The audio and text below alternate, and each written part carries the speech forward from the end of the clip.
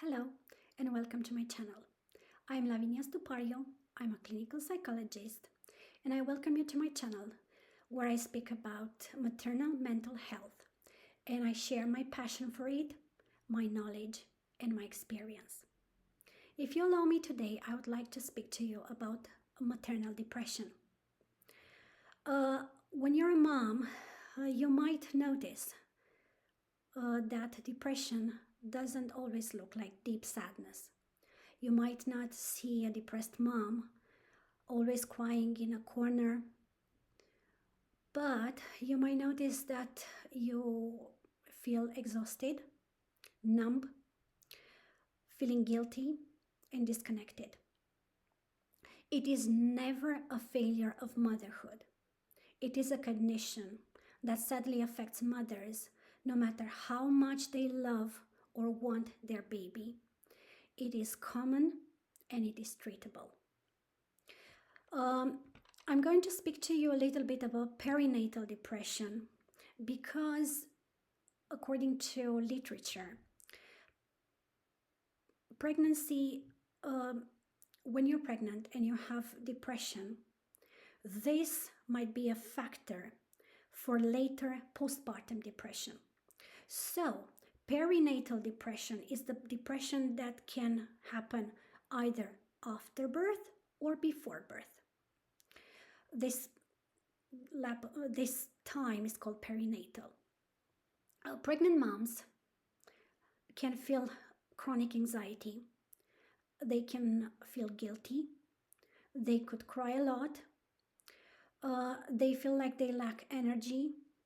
They're worried about their baby, about themselves, about their relationship.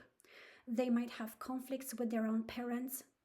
They can feel isolated and scared to ask for help. Please notice that these are not just signs of pregnancy. Indeed, when you are pregnant, you feel like you don't have much energy, you feel like you need to cry a lot. These could also be signs of depression. Postpartum depression is defined as a specific kind of symptoms that usually occur 4 weeks after birth. I'm going to talk to you about something that happens between this time of giving birth and these 4 weeks after birth. Emotionally, when you are depressed postpartum, you feel what we call depressed. That means tearful, sad most of the day. Your mood is low. You are irritable. You lack interest or pleasure for things that usually you used to like. There are some irrational thoughts that are predominant, such as I'm not a good mother and I will never be one. My partner is going to leave me. I can't handle this. I feel like running away. Please notice that if you hear somebody or if you think about offing yourself, about not existing, or about running away, these are signs of depression. And you please do ask somebody to help you. I'm going to come back to this over and over again. You might notice altered behaviors, like a change in your sleep. Either you sleep too much or you don't sleep enough. This is not related to your baby. It is about you and your behavior of sleeping. You might notice that your energy levels have changed. Either you lack energy, and again, it is not related to your baby, or you have too much energy. You might lose your appetite, or you might eat too much. You might have problems related to your attention span or your decision making. Again, it is not a mommy brain. It is something that might be related to depression. After you give birth, in 80% of cases, women might experience something that is called baby blues. If you go to my channel, you will see that I made one or two reels about baby blues. This is a state of deep worry and sadness that affects about 80% of moms. The risk is higher with your first birth. It can occur between the first and the 10th day after giving birth, and it peaks between days 1 and 4. The condition may be exacerbated by previous depression. Women with baby blues cry more, they cry easily, they are irritable, and are more emotional labile than before birth. It goes away by its own. When does this happen? When your hormones have stabilized after birth. So you have to think about that after birth, your hormones are in a storm. And once they stabilize, after this storm has passed, you will feel better. You might just look at something and start crying, something that is absolutely neutral, and start crying. It is not depression. It might not be depression. It might be baby blues. Please remember that it is not associated with psychiatric history, with environmental stressors, with cultural factors, or breastfeeding. But I'm going to present you, according to the DSM, the diagnostic criteria for depression. Please notice that this is not a diagnosis for you. It's just some symptoms that you might feel. Please notice if you recognize them in yourself, and do address them with a specialist. Don't use this as a diagnostic tool. Please, please, please, pretty please. So, if you feel that you're in a depressed mood, often accompanied or overshadowed by severe anxiety, you might feel that there's a marked decreased interest or pleasure in activities, that your appetite has changed. As I said, either you lose your appetite and you lose lots of your body weight, or you eat too much. You might notice a change in your sleep. Most often insomnia or short cycles of sleep, even when the baby is sleeping. Physical agitation, most common, this is a trait, or slowness of movement. You might feel fatigue, low energy levels, feeling that you're quite inadequate, worthless. You might feel excessive guilt. You might notice that there's a poor concentration and an impaired decision making. And you have these recurrent thoughts of death and suicidal ideation. In order to help you a little bit or more, I made a checklist for moms and families. But before I give you the checklist, and I'm going to write it on the screen for you so you can write it down on a piece of paper, or maybe I will even write it in an A-form Word format and give it to you. Please, before this, notice and remember some things. Before you give birth, and if you had depression in the past, please, pretty please, get in contact with a specialist. You might need his or her help, or you might not. I pray that you don't need their help. But it's best that you have their email, their contact in any form, WhatsApp, whatever you can think about, phone number. Just get in contact with a specialist. So if the storm will come, you know where to anchor. Also, with your family, have a code word with your family when things get too much to handle. If you allow me, I will tell you something. It might sound a little bit funny for you, but many years ago, when I was a student, somebody asked me to look after their baby. That baby was only 3 months old.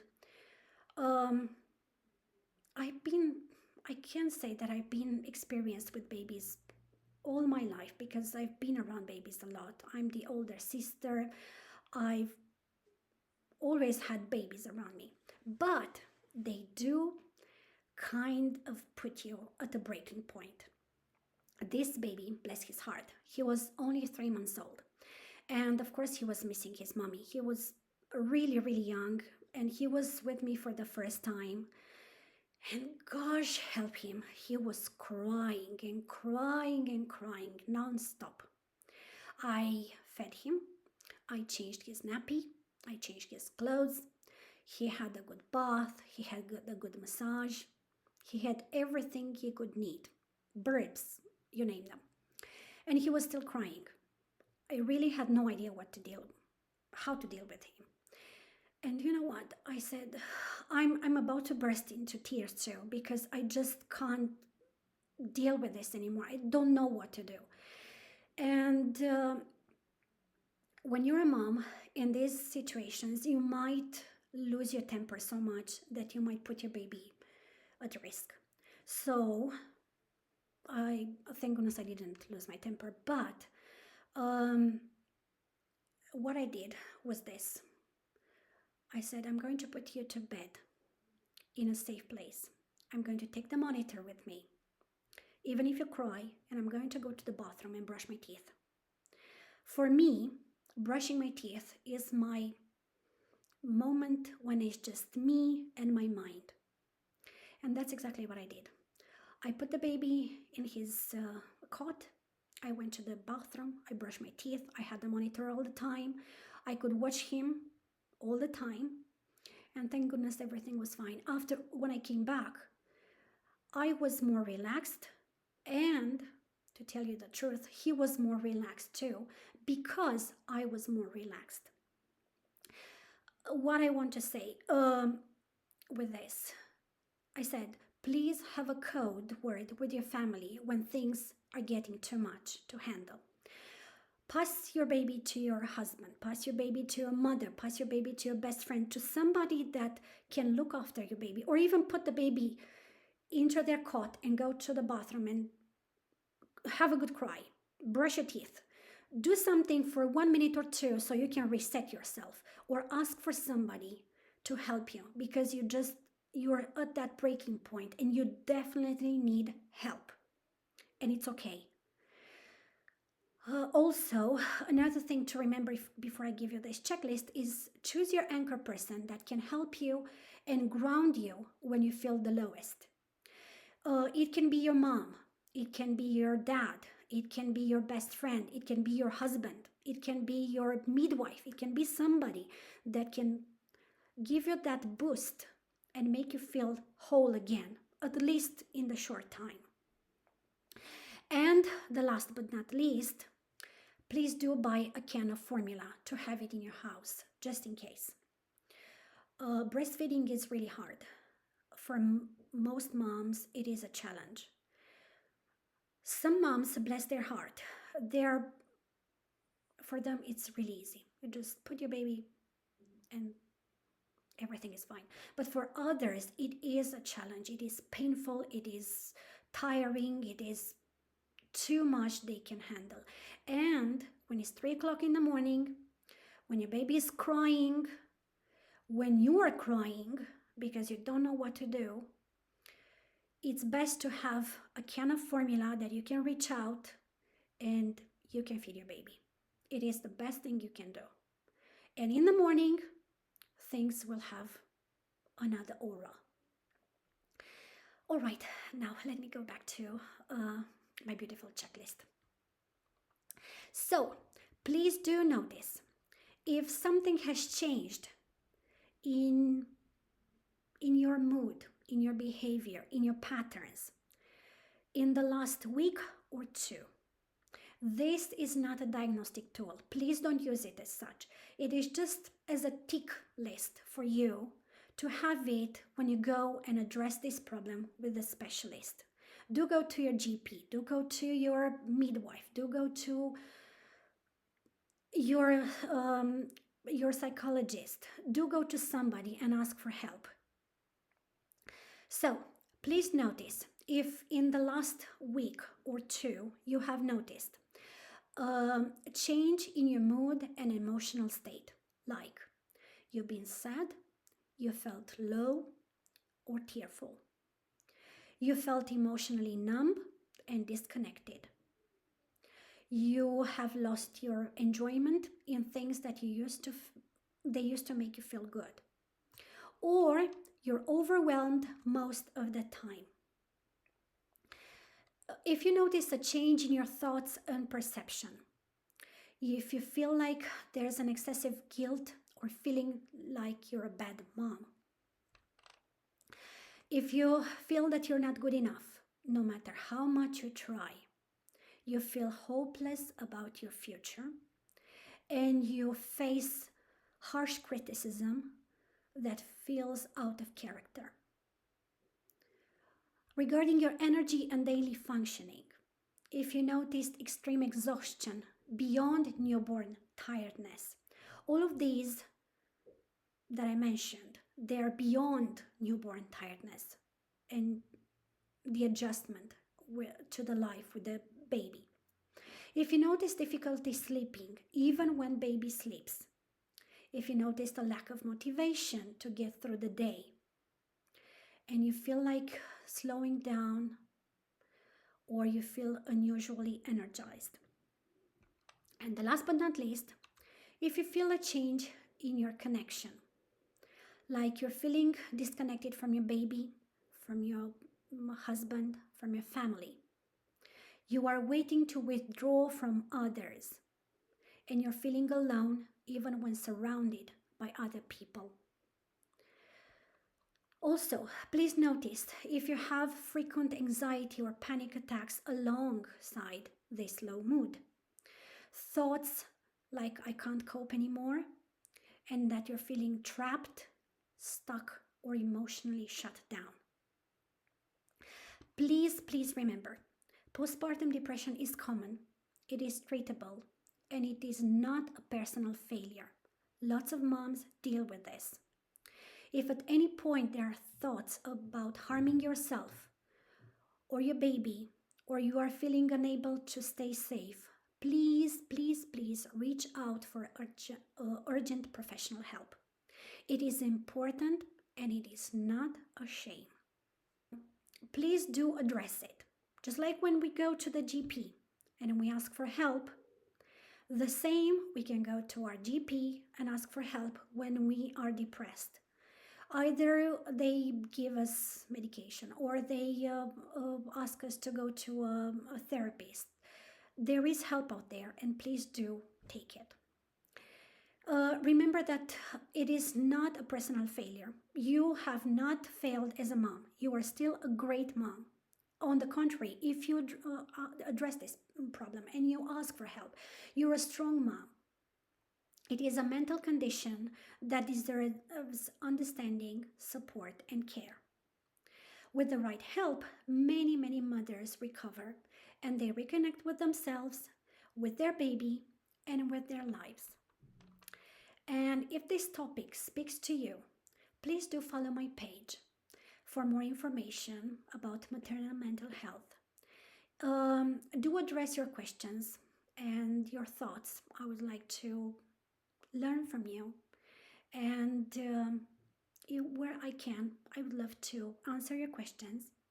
And if you're worried about yourself or somebody close to you, please do reach out for support, as this is a meaningful first step. Thank you for joining me. May God keep you healthy and your days blessed. Thank you.